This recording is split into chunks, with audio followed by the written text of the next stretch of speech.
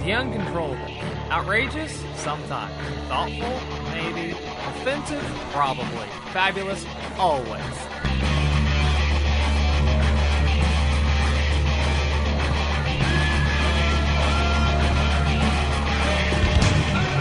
All right, this week on The Uncontrollables, this is episode 5, and I'm kind of cutting and pasting here a little bit. I have 2 different podcasts I do, and I did one for my personal website and blogs podcast, and it was so awesome and so politically charged, we decided to bring it over to The Uncontrollables. So, a little cross-promotion never hurt. Yeah, it's creatingmaya.com, and it's the creatingmaya.com podcast. And it's not just my website. It has some other folks on there that are great members of the transgender community that love putting out great information. And I always put a little anarchist spin on everything. So there's that. Yeah. And Creating Maya is a podcast that we do together. I interview you. My name's Chris Spangle, by the way. Yeah, it'd be nice if people knew who you were when you're talking to them, so they'd never heard you before. Well, I'm not a professional broadcaster like you. So what we do is we do a podcast where I ask Maya questions about her transition from male to female. And this week we are on the podcast are talking about the gay marriage debate. And I wanted to bring a Christian perspective to it. Maya brought, well, really can only be described as Maya's perspective to it. And so I think you'll enjoy it. Because it was originally the Creating Maya podcast and it was so good, we decided just to be lazy and do the same podcast for both shows. Actually, that was going to be kind of my theme. Laziness? No. I'm actually probably going to do a follow-up episode to this the week after this one for kind of Christianity overall in the political movement and the Tea Party and everything else, because I've covered Anonymous and Occupy and everybody else. So I think I'm going to try to cover the Tea Party a little bit and have someone that's kind of a little bit opposite of you. I don't know if you guys have probably heard of him, Troy Hill. He's an awesome person here, local in Indy, and he's going to come on and we're going to talk Tea Party and Christianity a little bit. Not necessarily just Christianity, but all religions. And Chris, who are you, and why is it important that I did a podcast with you? Well, I am the editor-in-chief and host of We Are Libertarians. It's a news site and a podcast, the best podcast on the internet, including better than Creating Maya, better than The Uncontrollables. So if you like this, go to iTunes right now. Look up We Are Libertarians or go to wearelibertarians.com. As the host of this show, I'm going to denounce everything he just said. Yes, and I am an evangelical Christian, and Maya is my best friend. So wrap your head around that, bitches. Yeah. It's pretty crazy. Chris here has a known persona as being a very nice, caring, loving, very helpful individual. Right, and Maya has destroyed my reputation single-handedly. Well, we are the angel and the devil on the shoulders, and that's literally how we are. Is that I'm the little devil telling you to burn the house down, and Chris is saying no. Can't we find some understanding and come together? Don't burn the house down. It's so, and that's our relationship. You'll find that out in this podcast. So if you wonder why is Chris Spangle taking over the Maya Axton show and controlling the podcast, it's because I didn't mean to. It just happened. Yeah, he does that. He's technically a host of, 2 different podcasts. Like 17 different shows. He ran the Libertarian Party of Indiana for 4 years, and he thinks he owns it or something. Nobody gives him credit for that. They all I want to return crap, it. But I own it, but I'd like to return it now, please. Yeah, please let him go. He's got much, much bigger, more important empires to build, which I will always be a part of because I'll make sure. But so that'll be the you guys are going to get into this. It's probably going to be another one-topic show again. Probably a lot less humor. Probably a little nicer than you're used to. I'm sorry. I apologize. I'll make sure the next one's a little bit meaner.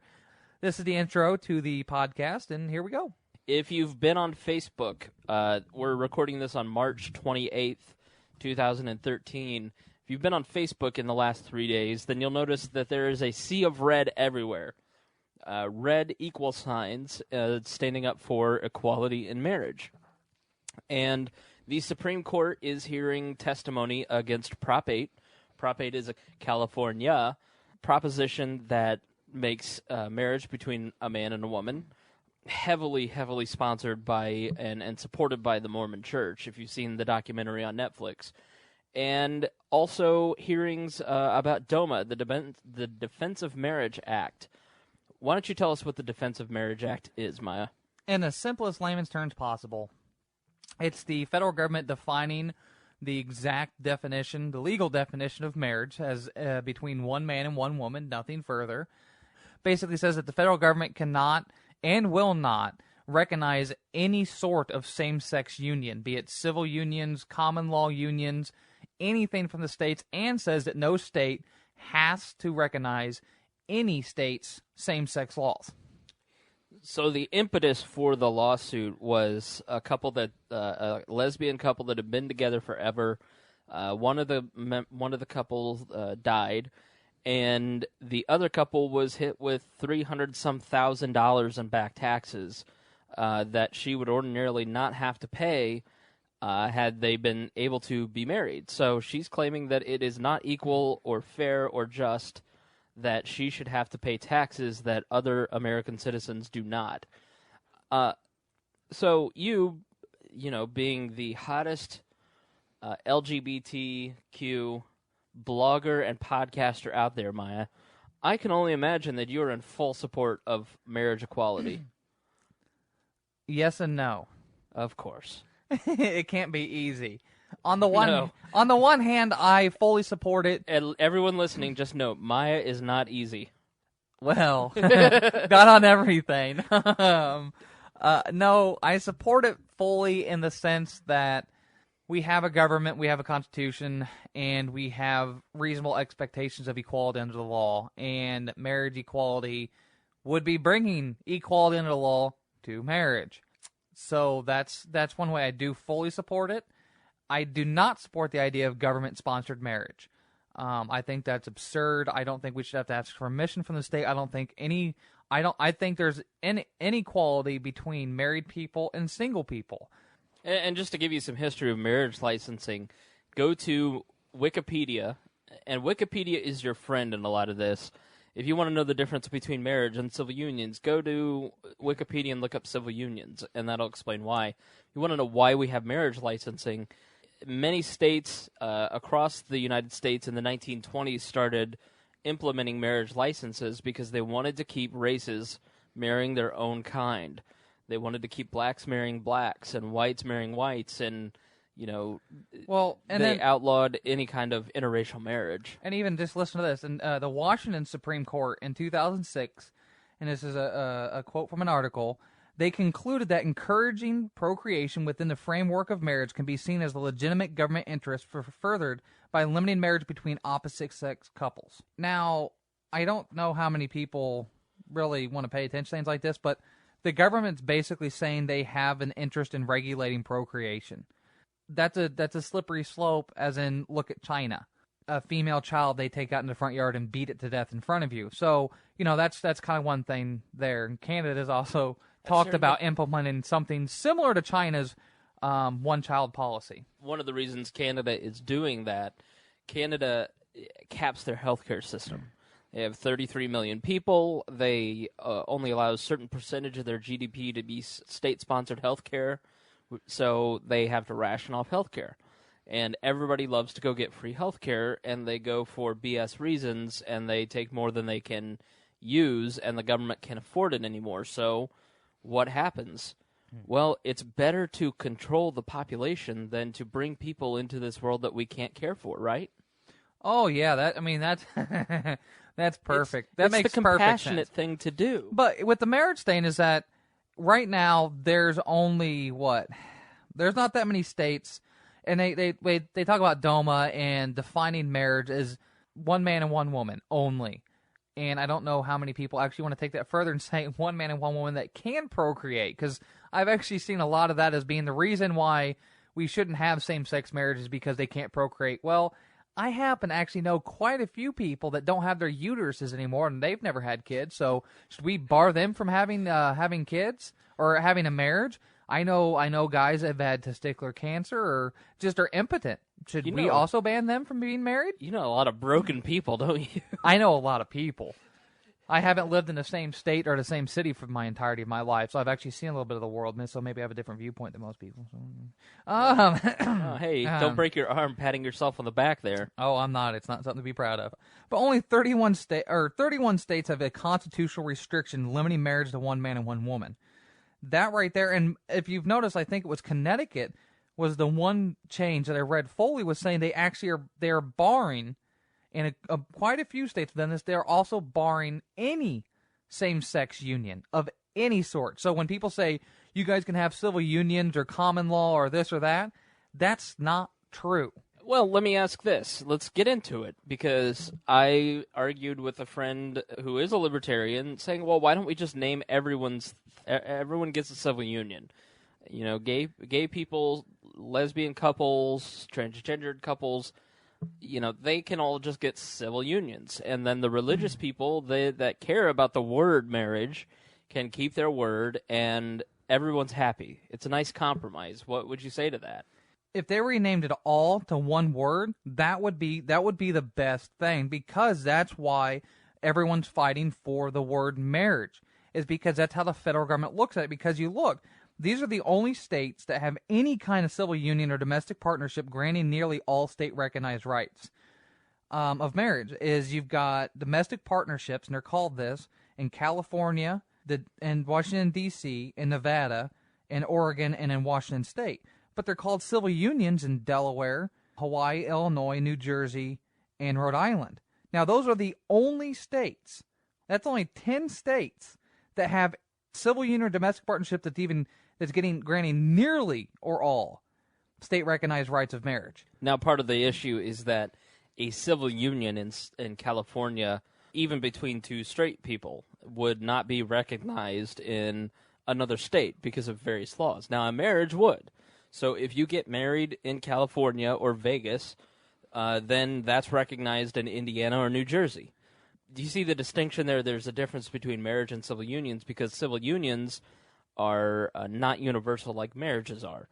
Right, so, and there's even some states, and Indiana is one of them, that has the common law marriage, where if you've lived with somebody and are financially dependent or what have you, you eventually become a common law marriage. Whereas, and if you try to leave one another, if there's a dispute, they treat you almost like a married person in the court of law. Let me ask a delicate question, because you, I would say, are probably in a common law marriage with Emily, right? No, we couldn't really be considered in a common law marriage. Are you financially dependent on Emily? Yes. Do you cohabitate the same space? Yes. Do you support each other emotionally, physically, and spiritually? Well, no one can fully support me, so kind of. No one can fully support me sexually. So I would say you guys are in a common law marriage. But you're transgendered, so how would the state treat you should you two separate? Well, considering I'm still legally defined as a male, because that's an important thing in this world, is for the government to define what gender I am, but that's okay too. But since I'm still considered a male, we're going to be treated a little bit normal until I show up in court and, in a nice skirted business suit, and they flip out. Emily pays for your new name change. So what happens when you change your name to Maya Axton and you fight? I mean, what is the process to be recognized as a female? Do you just go and change your name and you are one? To the best of my knowledge, at this point in time, I'd actually have to get gender reassignment surgery before I could change my name or my gender marker. Really? And because America is the land of the free. No, it's not. But in Canada, they just changed it where there's some stipulations, but you don't have to go all the way through GRS or gender reassignment surgery to get your gender marker changed. Same thing with some European nations, everything else. And I think just in Sweden, they said you don't really have to do a whole lot of anything to get your gender marker changed on your passport. Right. Okay, so let's get back to marriage, and let's talk about DOMA. Because it would stand to reason that if Oklahoma does not recognize same-sex marriages, but California does, when, let's say, you and Emily are married, you are known legally as a female, and Emily is a female, and you guys are married in San Francisco, but one of you gets a job in Oklahoma. Well, Oklahoma should have to recognize your marriage, right? Because you're legally married. Yes. Okay. So their legislature says that marriage is between one man and one woman. So how do you get marriage recognition in Oklahoma? Wouldn't you need the Defense of Marriage Act to recognize? Wouldn't you need some sort of overarching federal something to force states to recognize your relationship? It should already be there. I mean, I don't see why the state has to dictate what kind of relationship needs to be recognized, because it's a contract between two people. That's the problem with this whole marriage thing in the first place, is that it's so much crap in the government that there's almost 1,200 federal benefits to being married. People don't really realize how much marriage can change your life, because you don't know, because same-sex couples find out real quick, and there's millions of stories out there of them finding out real quick what's assumed and what's not known about marriage. It comes when you're dealing with hospitals and visitation rights. It comes with inheritance, with death, with birth, with children, with so many facets of the law. And it's not just in a tax code. It's not just for taxes and everything else. It literally touches every facet of your life to get married. And there's so many things that we don't realize in day-to-day, life that's affected as a benefit of being married that most normal people don't get. If they never get married, they don't get it either. Well, and that's part of it. It's part of the entire system wanting to control behavior. You need these benefits, so you should get married. So you can become a good couple. You can. Well, you hear the argument a lot that it's social engineering, essentially. Yeah, and you hear a lot of people talking about it's the evil left-wing liberals tearing down the nuclear family and the basis of all society. That if you don't have this one man, one woman, 2.5 kid family unit, the whole world's going to end, just implode.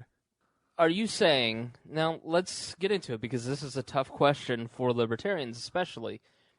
Let's go back to that situation where you moved to Oklahoma. Now, the Defense of Marriage Act currently says that the federal government will not recognize same-sex couples. They will only recognize a marriage between a man and a woman. So it protects the states that don't want to recognize same-sex couples, like in Oklahoma or in Indiana. It protects those states from not having to pass laws that find those laws morally reprehensible. Does that make sense? Yeah. All right. At least in my explanation. Well, it protects the state, and protects the state. It does not protect the individual, right, which in itself means the entire argument is flawed from the get-go. Right. So it also means that same-sex couples don't get benefits. So are you arguing for more federalism, where you are forcing the state of Oklahoma to recognize your marriage? Would you be in favor of that? I'm okay. It's not forcing the state of Oklahoma to do something. It's to stop them from doing something, because they were infringing on individual rights to contract. Gotcha. So they aren't. It's not making them do something. It's stopping them from infringing on the individual. So it's not infringing against Christianity or churches or anything else. It's literally stopping the state from holding down a certain class of people. No different than when it was when the federal government came out and said interracial marriage bans are crap, get rid of them. Right. Because libertarians believe, and I'm a libertarian, Maya's a voluntarist, and there is a slight distinction, meaning I don't mind limited government. She would like to destroy all government. You live in a utopian world where you think it's possible to control and keep a government small and limited and just. And you live in a utopian world where you think that we all won't live in Somalia. Well, Somalia is not an anarchist state. No, I'm just kidding. I knew that. If you bring up who would build the roads? I mean, who would enforce Christian Sharia law in this country if it wasn't for government? But what we share in common is a belief in individualism. That means that the individual governs themselves. That means that you, listening right now, are the only person in the entire world that can control your actions and behavior, and you should be able to live to your full potential to achieve as much life, liberty, and property/happiness as you'd like. And on the turn on that, you also have the full right to accept all consequences against yourself for failures and wrongdoings. With every right comes responsibility. Now, that means that in order for you to achieve full success and happiness and property, there should be as few, if any, opposing outside forces that force anything upon you. So that means government or big institutions. We don't like government telling you what you can and can't do. So in this case, when you look at it through that lens, that means that a government shouldn't be deciding what your marriage contract looks like. It shouldn't be telling you that you can or cannot marry someone or three people. And it shouldn't be a grantor of rights. Think of how many things. I mean, marriage, and this whole argument isn't just about homos being allowed to marry. It's about so much more than that. It's kind of about homos being allowed to marry, isn't it? Well, that's not the only thing it's about. Right. It goes so much bigger than that. It's fighting the same thing when it came to right to work with smoking bans and every other little tiny infringement where we have to beg for permission from the government to do something. How many things in your life, if you live in an apartment and you drive in a city and this and that, you don't see a whole lot of it. But if you've ever built a house, if you've ever tried to add on to a house, if you've ever tried to do anything beyond just buying a service or a product and living your life just not really making any waves, you won't see it. There's so many things you have to beg for permission to do from the government. I'm a small business owner. There is so much crap I had to go through, and I watched my partner have to go through when he was trying to stop the business and everything else and all this legal law and everything else. We have to beg to do something in this country. If you want to add, remodel your kitchen, you have to go beg for permission, and then they tell you how you're allowed to do it. And everything else, if you've ever tried to make something and then sell it or patent it, just look how many permissions you have to ask for. Same thing with driving on the road. You have to ask for permission to drive on the road. Everything. And so this fight is so important to so many people, for allies, non-allies, for people who are actually wanting to get married in same-sex relationships, everything else, is that we're tired of asking for permission or something special from the government. We want equal treatment, and we want the government to do what they're supposed to do. Help enforce contract law and conflict resolution. And that's one of the roles of the federal government, is to provide conflict resolution and enforcement of contract in between the states. Right. Now, libertarians believe that if you were to get married, it is your responsibility to essentially draw up a prenup. So in a libertarian world, you wouldn't have marriage and family law in a lot of cases. You would be responsible for setting up your own contract between the two of you should things go south. Now, I had an argument with somebody who said, but why should couples have to waste so much time going through that, deciding children's rights and property rights and things that should happen if the marriage is dissolved? It's just so much easier. Well, yes, but that means that the government makes everyone fit into their certain system and their way of thinking. What if someone out there has a different view on certain things and doesn't want to be beholden to certain portions of a contract? Well, and that goes against religious freedom, because some religions view marriage and divorce much differently. And so the government, broad brushing how divorces and marriages function, is completely against the First Amendment in this country, that's saying that Congress shall make no law. And that goes all the way down to the states as well. As the states aren't allowed to regulate religious institutions or religious contracts, because you can build a contract in between two people using religious rule. There's been court cases in this country recently that have gotten a lot of news. You don't usually hear about it otherwise, that these contracts are based off, say, German law or Sharia law also. That they base these contracts with us under a certain strict set of guidelines, and then the court has to rule based off the guidelines the contracts were set up under, and that's what marriage licenses and everything else are. Is it it can be, not always, but can be a religious contract in between two people or based off religion. So the government being involved in that is wholly wrong. Again, back to the prenup, you would go to a marriage attorney as opposed to a divorce attorney. So the marriage attorney would help you and your wife set up, and you two would actually have to think about the plan for your future together. When my wife and I got married, we sat down for about 15 minutes with the pastor, and then we went to the court. We signed off that we weren't brother and sister, and then we became married. That was it. There wasn't really anything else. There was, you sit there and you talk about your plans, but you don't really think about the property that you're going to put together. You don't think about anything legally. And if you go to get divorced, I have friends who are getting divorced. It's fairly It's not terribly complicated. You go to the divorce attorney. They send a letter to the other person's attorney. Maybe you go to court, and then they settle 50-50. Well, wouldn't it be better for relationships and couples if you had to sit down and plan out what would happen in certain cases in your life and how would you handle it?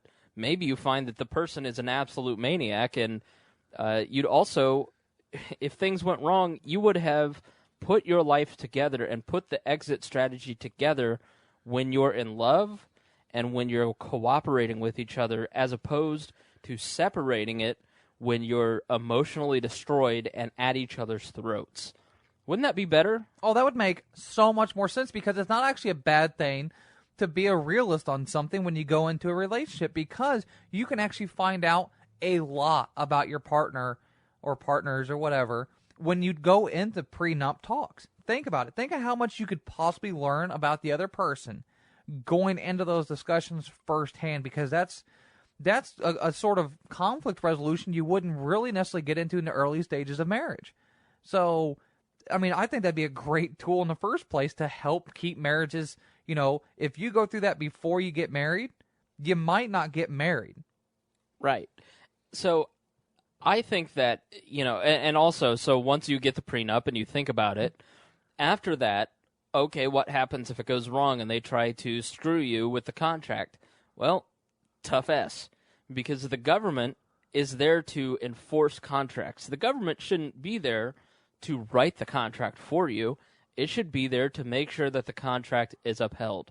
And it also shouldn't be there to decide, and maybe, and a lot of times wrongly, decide against, for the man or for the woman. I mean, think of how many horror stories you've heard about divorce court. Right. So it just seems to me to be a better system. And I know I've been called a utopian like a million times this past week, but I think that the libertarian plan for marriage makes way more sense than what we have now, because we have a divorce rate over 50%. Even in the Christian community, you have a divorce rate over 50%. I thought the Bible outlawed divorce. Yeah, isn't that weird? Huh. So you have high divorce rates. You have families being torn apart. It's easy to get married. It's easy to get divorced. It's easy to enter into these covenants without really thinking about the consequences, and it's easy to get out of them without thinking about the consequences. Well, just look at all the Hollywood marriages we've seen. And, well, not Right. even that. Think of all the Las Vegas marriages. I guarantee almost everyone knows somebody or knows a friend that has a friend that went to Vegas, got married in a drunken stupor, and regretted it and got divorced maybe after 3 or 4 days. Isn't that how you got that thing on your ring finger? No, I actually dated that particular human being for about 3 years before I married her. How'd that turn out? Oh. Should you revisit episode 1? No. It honestly, it was mutually shitty. If you go back to the beginning of episode 1, like the first 5 minutes, you'll find out how it turned out. Well, she was a cheating whore. Okay. And she did happen to fall in love with somebody else while we were still married, and I was working on the road far away from home trying to provide for us, but that's okay. That's all right. So that is a view into the libertarian view on marriage, libertarian voluntarist. No, I am a traditional person. I am a conservative small c type person. I think that when you get married and you say I do, that you are making a vow to each other and a vow to God that you will join with each other and become partners for life. And I think the longer two people are together, the more they share with each other, the closer they become, the more rich their lives become, the better their life becomes. That's the goal. Because they have shared experiences.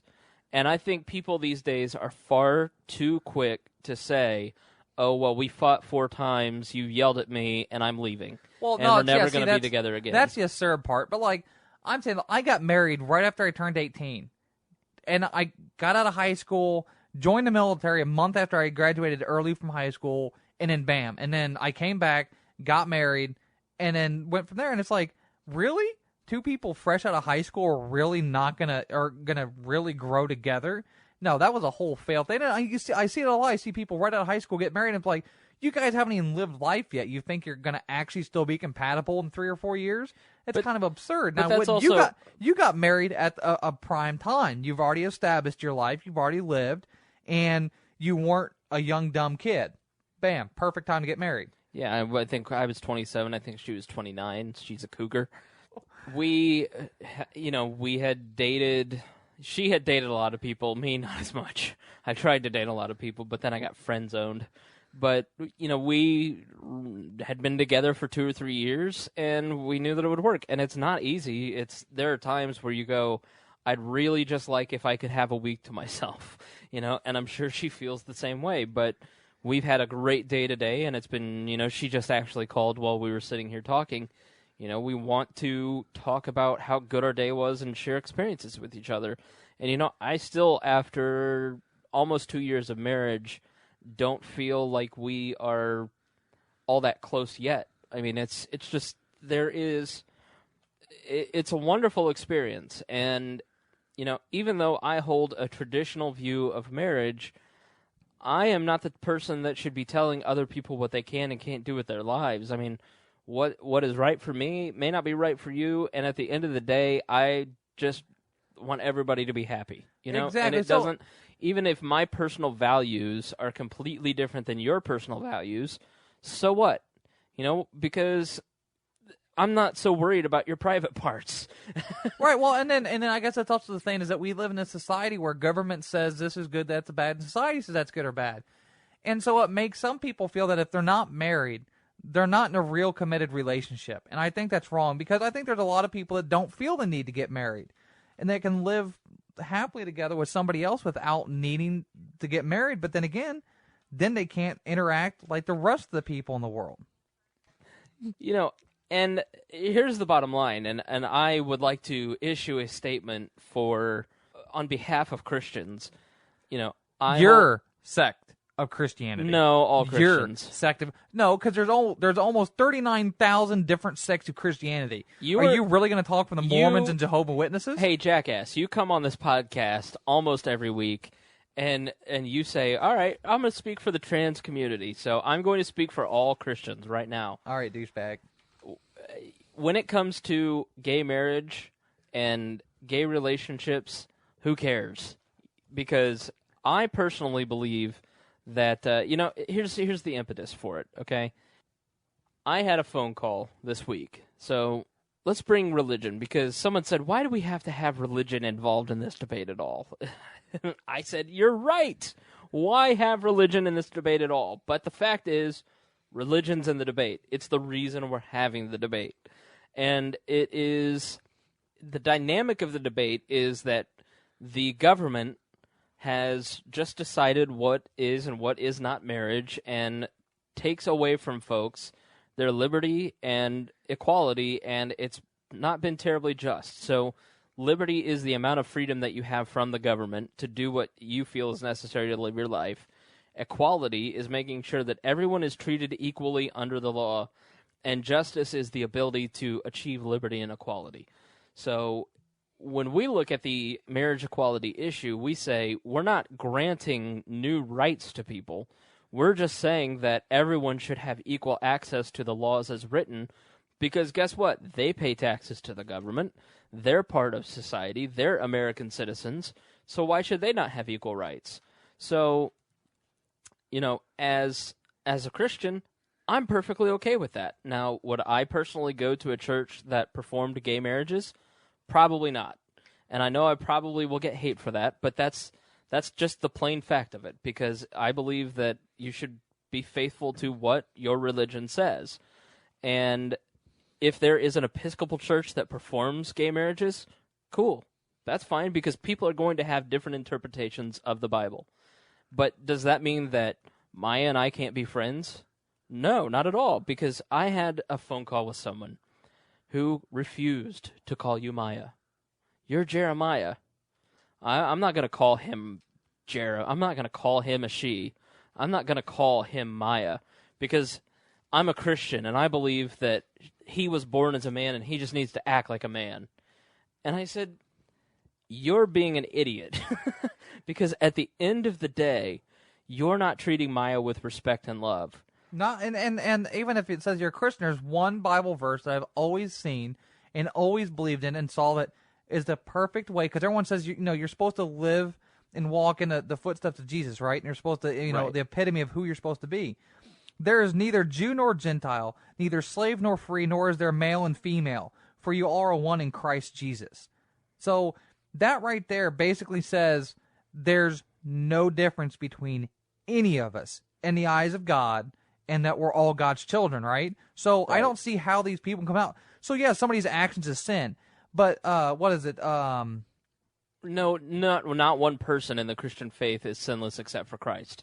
Period. Right. And you know what? When it comes down to it, when it comes to our relationship, and I'm going to put you on the spot here, when it comes to our relationship, what are the things that you see me do that may have taught you about yourself? Like, what are some qualities that stand out about me that are positive qualities? What would you say? Acceptance. Well, no, that's even acceptance, because I don't know if you accept people or not, because I can't even tell. I mean, there's things you don't accept and you're intolerant of, but that's kind of normal for anybody not to tolerate, idiots. But right, I hate idiots. I hate people who are intolerant, who are not accepting of others. I hate people who don't treat others with respect. I see you as to a degree, on the same playing field of me with my faith, is that you don't push it, you don't talk it, you keep it to yourself like you're supposed to. You go to church, which I don't agree with, and you follow the Bible, which I also don't agree with. But you keep that within your own personal bubble that you're supposed to. You don't push on anybody. You never project. You've never once said to me, "I like you as a friend, but I don't agree with who you are, or what you are, or anything else like that." Because I would have probably slit your throat if you would have said that. But the fact is that I don't really. It's not even. I've never had that thought.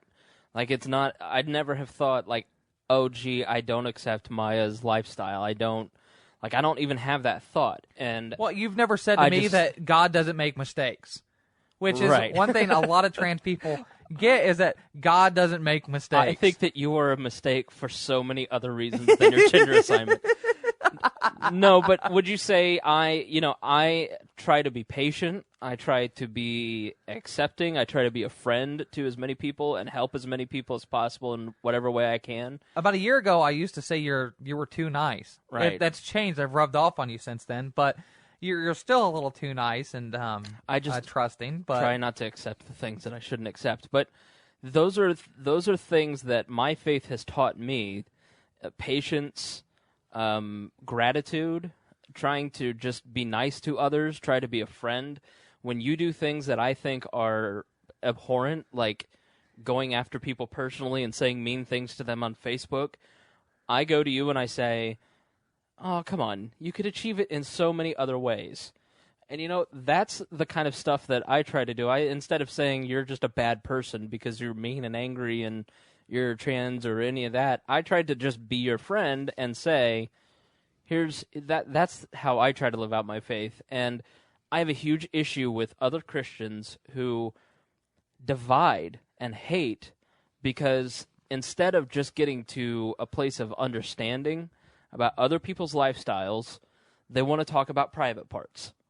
And then they get offended when you talk about private parts. It's like, you know what? Maya and I, not one time have we ever talked about sex lives. I have no idea what your sex life entails, and you don't have any idea what mine entails, because our relationship is not like that. That's not what your transition is about. But it seems to me that Christians, when they talk about you, are so obsessed with your sex life. Oh yeah, I mean it's amazing how. Well, it's just kind of an ignorance too, and it's a troubling factor with a lot of religious people, is that they forget to see things outside of the bigger picture, and I think a lot of them really need to go back and take some more English classes and learn some more words. But they think gender and sexuality and sex life are all one big thing. That if you appear as I don't know, it's such a literal mess. That's the common thing that I hear about you, is that you shouldn't be putting your sex life out in public. And I don't think, let's see here, other than some jokes and sarcasm of a little bit dirty humor here and there, I never talk about my sex life. No one has any clue what kind of sexual life I do or I don't have. And I don't see how my transition has anything to do with my sex life unless these people are really just that perverted that that's exactly where their mind goes every single time. Yeah, and I just think that the Christian community has done themselves a great disservice by not focusing on poverty, teaching things like patience, gratitude, things like... Maybe doing more for charity instead of building these giant... I mean, have you been up to the north side of Indy Right. and looked at these freaking churches? They have these huge plots of land. But that's easy to rail against. Well, so but what? I mean, that's on the surface, so literally on the surface. And you see that and then... Well, no, That I'm not saying ignores- that's not going against all Christians, but that's just one type of belief where it's like, why don't other Christians try to admonish that maybe?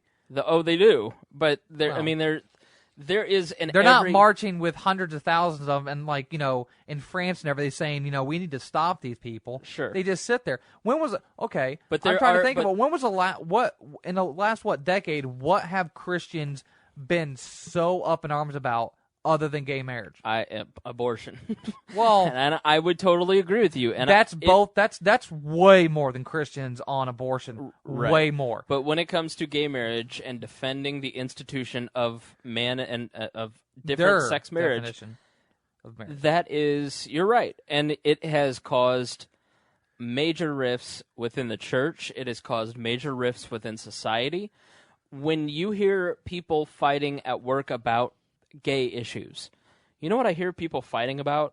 It's never you are a bad person because you hear the a-hole that says I hate this sin but not the sinner, that kind of stuff. What you hear is the divisiveness comes when it comes to politics.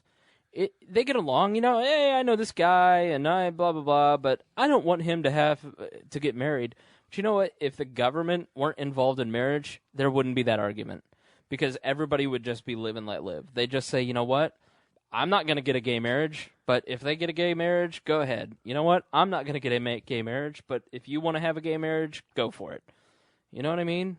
It's just the involvement of the government in marriage is what causes the arguments. Right, and I get really, really sick and tired of libertarians going, I don't support marriage equality because government shouldn't be in marriage in the first place.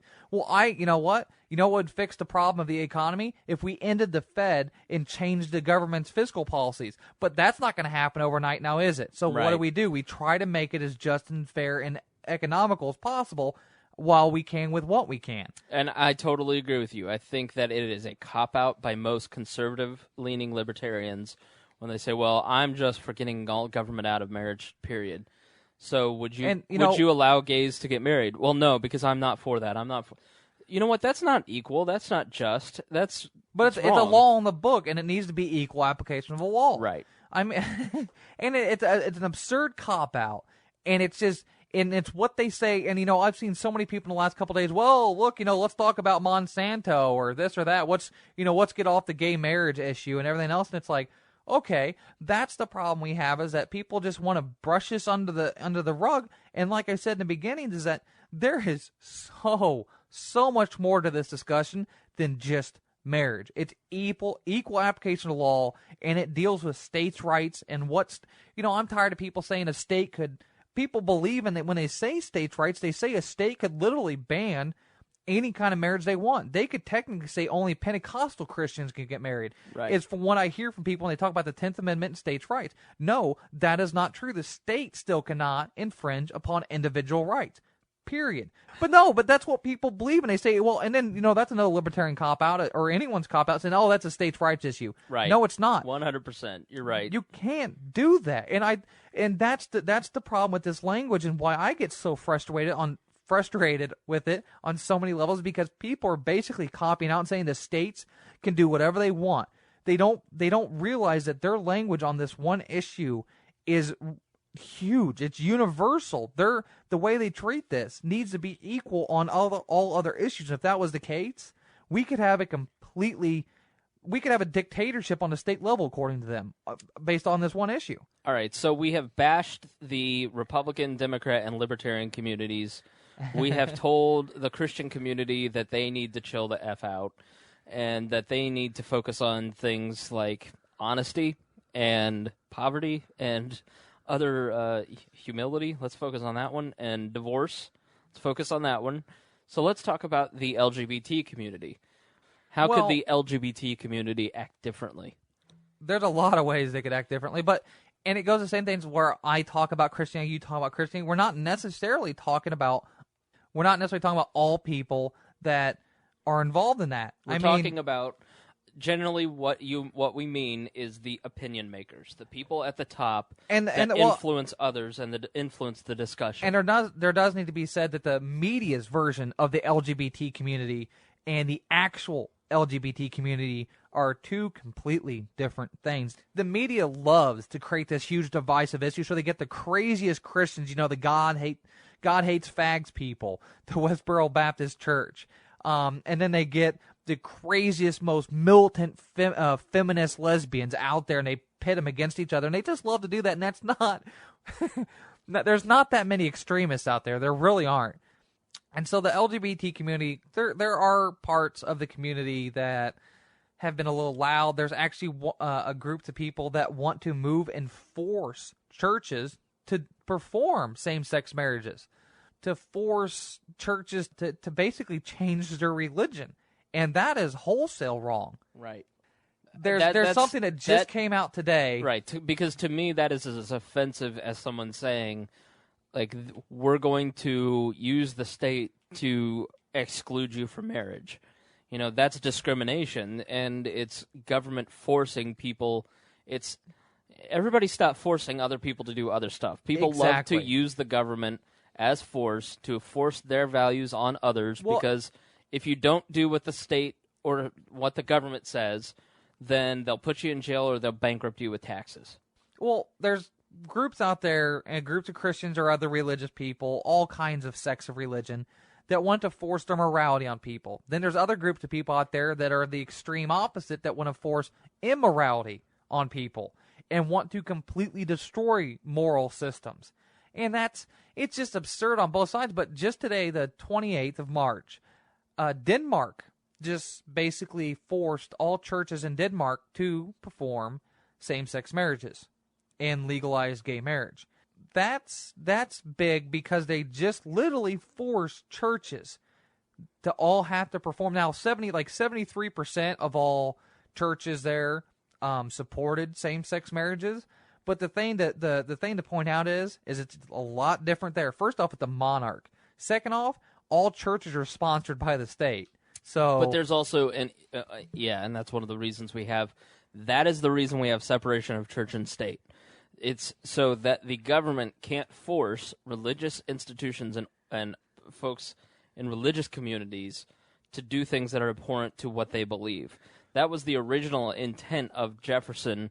So when you hear people talk about the separation of church and state, it doesn't mean that religious people can't have a role in society. Because sometimes I feel that's what people like. There's separation of church and state, so I think it's stupid when a politician prays. It's like, they take it to the extremes. What that basically means is what the First Amendment is: Congress shall make no law respecting an establishment of religion. And that also can mean to apply non-religious people as well. So that means the government can't go about making laws respecting a religion. Things go further where I don't think just because you're religious you should get special treatment either. I think if you're non-religious, it should be equal application of law, and it's been so. Part of our issue is that we have a tax code that has been designed to manipulate people's behaviors, and that's why you have 1,100 tax breaks for married couples that single couples don't have.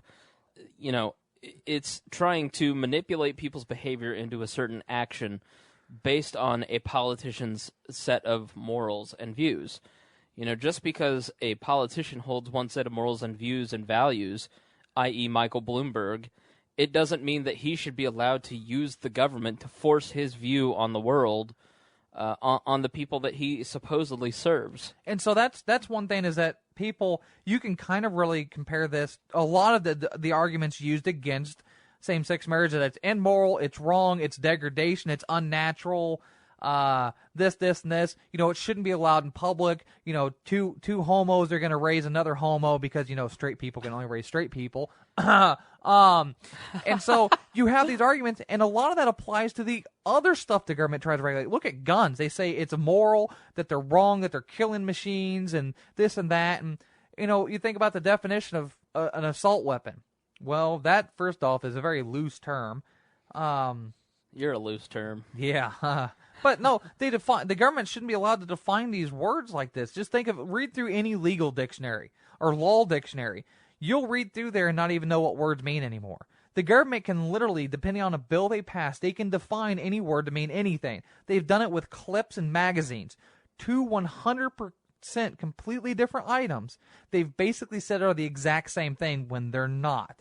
They don't bind to the normal rules of the English language, so they can use any word and define it however they want it. So it's just the government's just in every facet of our lives. And one of the arguments we try to make is saying stop looking at government to grant you rights, but at the same time we want equal laws as long as the laws are on the book. Once we make them equal, we can all fight together to get them to go away. But people say they want to get government out of marriage. Well, all the people that aren't allowed to get married are going to tell those people to go piss off. I think what it comes down to is, again, it gets back to the individual. And your religion and your politics should be one and the same when it comes to relating to the individual. You can only control yourself. You can only control your behavior. And you can build up your own beliefs, identify your own values. You can express what you think those values should and should not be. But at the end of the day, you're only the boss of yourself. You're not the boss of anybody else. And you shouldn't try to tell other people. I mean, you can try and tell people what they should do, but you can't force them to do it. Plain and simple. I mean, we learned that in kindergarten, didn't we? Yeah, well, some of us did. Michael Bloomberg must have been the worst preschooler ever. He was just like, I am going to take your blocks. It just leave other people alone. And don't shout people down either, because you're talking about how you're the perfect example of what a good Christian is. And I think, I mean, from the other things I disagree with you on, but with that is that you don't push it on people, you don't force people things, and you don't shout people down. You don't say your lifestyle is a sin or what you're doing is a sin. Judge lest ye be judged. I mean, how hard is that to get? But you know what? You've never asked my opinion on certain things, and so I'm just not going to give them. And even if I gave my opinion, I know what's going to be divisive and what's not, and what is going to be listened to. I will tell you that you should be nicer to people, but my ultimate view is when it comes to religion and with politics, it's like there's so much stuff that I need to work on myself about. I need to be a more honest person. I need to be a more respectful person. I need to treat people this way or that way. There's so many things that I ought to do that I would rather focus on that as opposed to focus on what you're doing. So I hope that makes sense, because at the end of the day, I should worry about me first and focus on what I'm doing right and what I'm doing wrong and become a better person. And you ought to do the same. And if more people did that, both in politics and in religion, I think we'd all get along a lot better and we'd have a better dialogue with each other. So, in summation for Maya, who just got a phone call, the world would be a better place.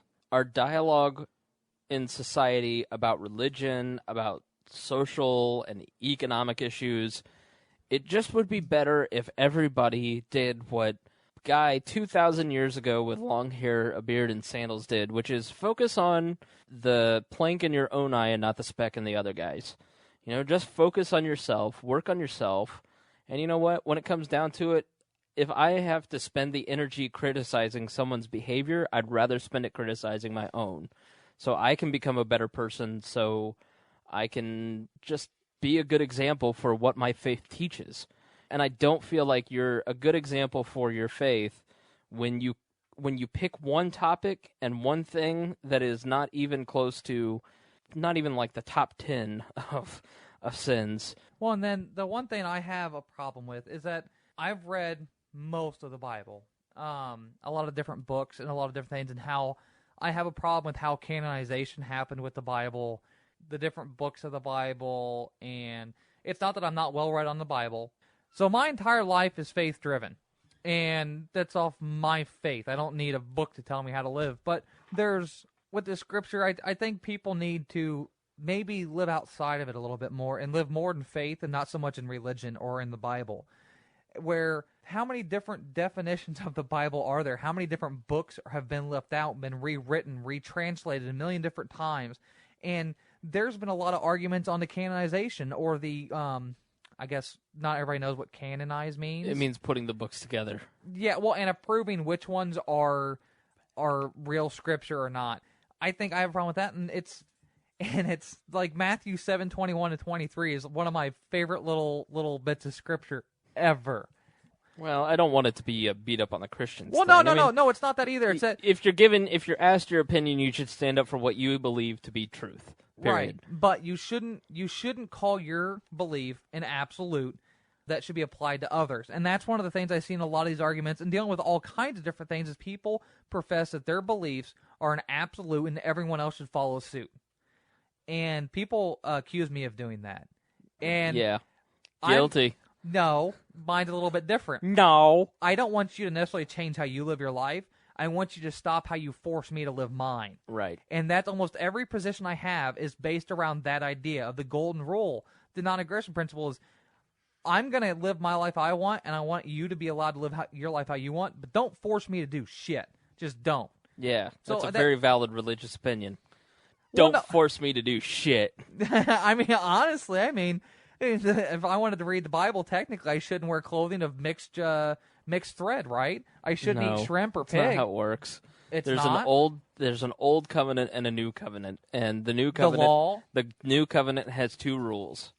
It's love God above all else and love others as you'd love yourself. The golden rule. Those are the two rules in Christianity. That's it. Then why do they judge people on homosexuality? Because of Romans 1. Oh, well, the Romans It's not love the Jews, Creighton. Creighton showed. Creighton's here. There's other people infecting my podcast purity. Right. I don't want to get into a whole theological discussion. No, but that's the thing is people want to try and like, well, why are you eating clamshells? It's like, oh my God. But that's the same argument as who cares? If you want to eat kosher foods, eat kosher foods. Don't force me to eat kosher foods.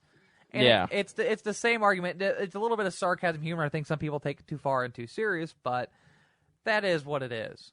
So, all right, well, let's wrap up. Final words from you. Live your life, be free, and allow others to be free. I mean, what this whole thing is about equal application of the law, and stop legislating morality, and stop supporting people that want to legislate their morality. So yeah, that's basically DOMA, marriage equality, our views on Christianity and religion, and a lot of other things. We kind of did cover more than just one topic, didn't we? Maybe next week we'll get to how delicious the new Taco Bell tacos are. Wait, there's new tacos? With Doritos. Wait, the Dorito tacos, I know about that. Next week we'll get into important things like Cool Ranch Dorito tacos. They have Cool Ranch Doritos now? Yes. Oh my God. I don't eat fast food. Oh. That's why. Well, no, we can talk about MSG being evil. Oh my God! All right, in the show. Okay, so this was this week's episode of the Uncontrollables, episode 5. We hope you loved it. Pay attention to my Facebook post saying that there's going to be encores of the show. I usually cuss a lot when that happens, so you really pay attention to that post and like it. Find us on Facebook, the Uncontrollables. Find also my other Facebook page, Creating Maya. Also find and look up We Are Libertarians, WAL. We are libertarians, not weird libertarians. Hey, I talk People fast. might think you're saying weird libertarians. Weird libertarians, we are libertarians. Same thing. That's the people that come on this show are weird libertarians. It's the same thing.